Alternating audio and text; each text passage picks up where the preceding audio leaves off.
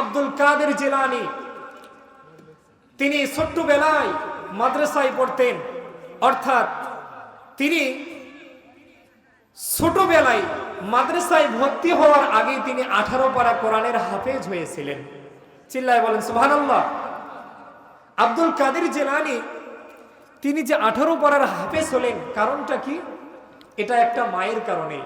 মা যদি ভালো হয় সন্তান ভালো হবে, যদি একটা গাছ ভালো হয় সেই গাছের ফলও ভালো হয়। আম গাছে কখনো কাঁঠাল ধরে না, কাঁঠাল গাছে কখনো আম ধরে না, তেঁতুল গাছে কখনো মিষ্টি বড়ই ধরে না। তেঁতুল গাছে তেঁতুলি ধরবে, আম গাছে আমই ধরবে, কাঁঠাল গাছে কাঁঠালি ধরবে। এজন্যই মা আপনাকে অনুরোধ করে বলছি, মা আপনি সতর্ক হয়ে যান। আপনি যদি ভালো হন, ও মুসলমান বাবা আপনাকে বলছি, আপনি যদি ভালো হন আপনার সন্তানও ভালো হবে। যদি আপনি বিড়িখোর হন আপনার সন্তান বড় হয়ে গাঁজাখোর হয়ে যাবে। আপনি যদি মাদকখোর হয়ে যান আপনার সন্তান অনুরূপ হয়ে যাবে। এজন্য বলা হয়েছে গাছ যদি ভালো হয় তার ফলও ভালো হয়ে যায়। আব্দুল কাদের জিলানীর কথা বলি ভাই, দেখেন সে যখন ছোট্ট মানুষ মাদ্রাসায় ভর্তি করার জন্য তার মা হুজুরের কাছে নিয়ে গিয়েছেন। আব্দুল কাদের জিলানীকে যখন তার শিক্ষক প্রশ্ন করে বলল, বাবা তুমি কি মাদ্রাসায় পড়বা নাকি? আব্দুল কাদের জিলানী বলল, বাবা হুজুর আমি তো মাদ্রাসায় ভর্তি হওয়ার জন্য এসেছি, আমি তো আপনার কাছে পড়ব। তখন হুজুর এই কথা শুনে তেলাওয়াত করা শুরু করে দিল। তাহলে আব্দুল কাদের জিলানী ছোট্ট মানুষ, তুমি আমার সঙ্গে তেলাওয়াত করো।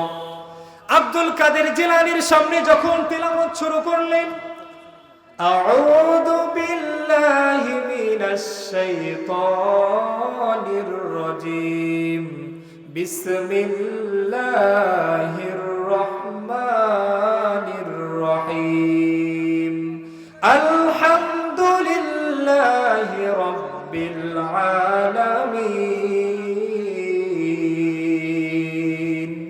আব্দুল কাদের জিলানী হুজুরের পরে সঙ্গে সঙ্গে বলতে শুরু করলেন। করার পরে তিনি কি করলেন জানেন নাকি? অবাক করা জিনিস, তিনি সেই সূরা ফাতিহা থেকে তেলাওয়াত করা শুরু করলেন।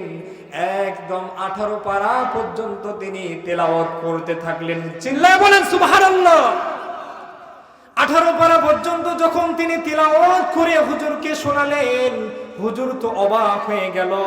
তার মা পাশে বসে ছিল।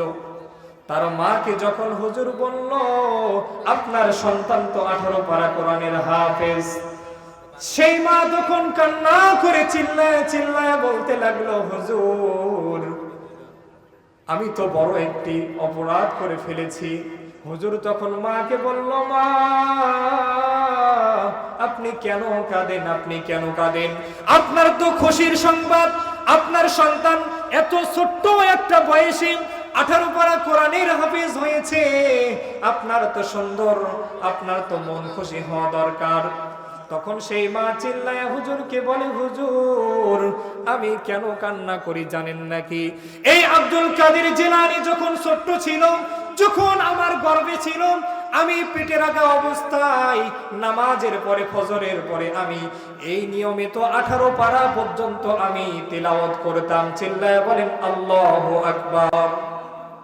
মুসলমান ভাইরা আমার, ও মা বোনেরা শুনেন, আব্দুল কাদের জিলানীর মা তখন তিনি বলে উঠলেন যে আমি যখন গর্ভবতী ছিলাম তখন আব্দুল কাদের জিলানী আমার পেটে ছিল, তখন আমি 18 পারা পর্যন্ত তেলাওয়াত করতাম।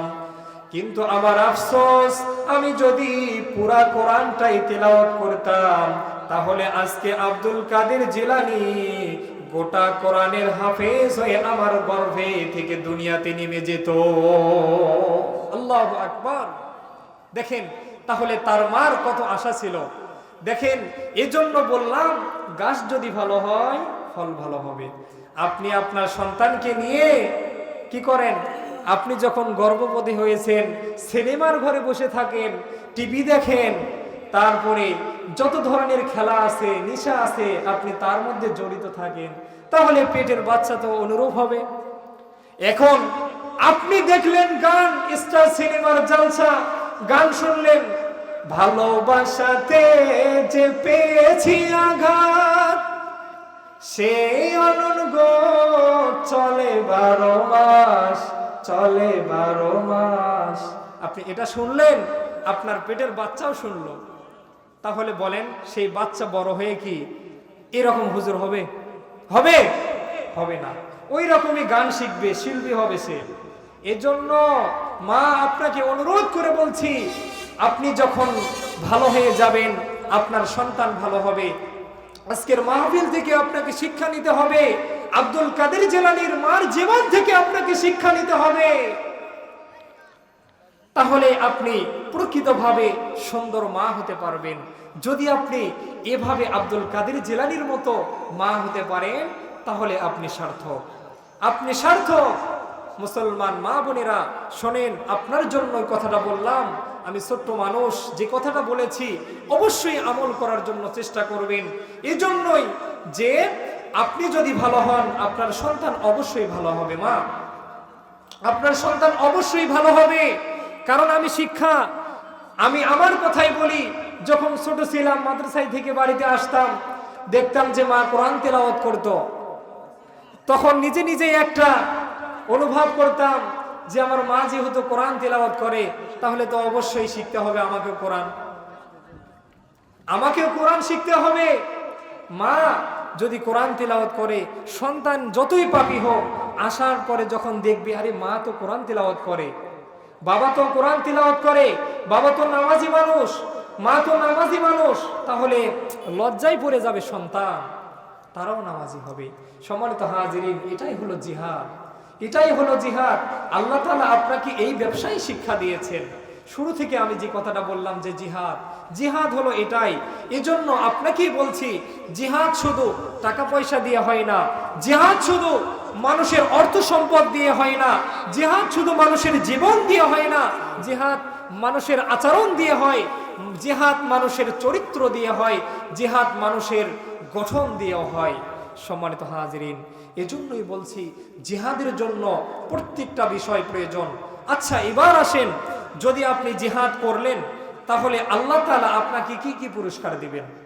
যে জিহাদ যদি আমরা করি, যদি আমরা ঈমানদার হই, তাহলে আমাদের জন্য কি কি পুরস্কার থাকবে? দেখেন, আল্লাহ রাব্বুল আলামিন মহাগ্রন্থ আল কোরআনুল কারীমের মধ্যে তিনি ঘোষণা করে দিয়েছেন, ও মুসলমানেরা তোমরা শোনো, তোমরা যদি ঈমানদার হতে পারো, তোমরা যদি জিহাদওয়ালা ব্যক্তি হতে পারো, তোমাদের জন্য পুরস্কার কি? তোমাদেরকে আর দুই একটি কাজ করতে হবে। সেটি কি কি কাজ? আল্লাহ তাআলা বলছেন, তুমিনুনা বিল্লাহ, ঈমানদার হতে গেলে তোমাদেরকে আল্লাহর প্রতি ঈমান আনয়ন করতে হবে, ও রাসূলিহি, আল্লাহর রাসূলের প্রতি ঈমান আনয়ন করতে হবে। তোমরা যদি ঈমানদার হতে চাও, তাহলে তোমাদেরকে দুইটা কাজ করতে হবে। এক নম্বর হচ্ছে আল্লাহর প্রতি ঈমান আনয়ন করতে হবে, দ্বিতীয় নম্বর রাসূলকে বিশ্বাস করতে হবে, রাসূলের প্রতি ঈমান রাখতে হবে। তাহলেই তোমরা ঈমানদার, তাহলেই তোমরা ঈমানদার। দ্বিতীয় নম্বরে আল্লাহ বলছেন, ওয়াতুজাহিদুনা ফি সাবিলিল্লাহ, এবং তোমাদেরকে আল্লাহর রাস্তায় তারপরে তোমাদেরকে জিহাদ করতে হবে। তাহলে আল্লাহ বুঝিয়ে দিলেন যে যদি আমরা জিহাদ করতে চাই, তাহলে সর্বপ্রথম আল্লাহর উপরে বিশ্বাস করতে হবে, রাসূলের প্রতি বিশ্বাস করতে হবে, তাহলে আমরা জিহাদের ময়দানে নামতে পারবো। দ্বিতীয় নম্বরে যদি আমরা জিহাদ করি, তাহলে আমাদের জন্য পুরস্কার থাকবে হলো আল্লাহর জান্নাত। আল্লাহ তাআলা বলছেন, পরের অংশে তিনি বলছেন, ইয়াগফিরু লাকুম যুনুবাকুম ওয়া ইউদখিলকুম জান্নাতিন তাজরি মিন তাহতিহাল আনহার।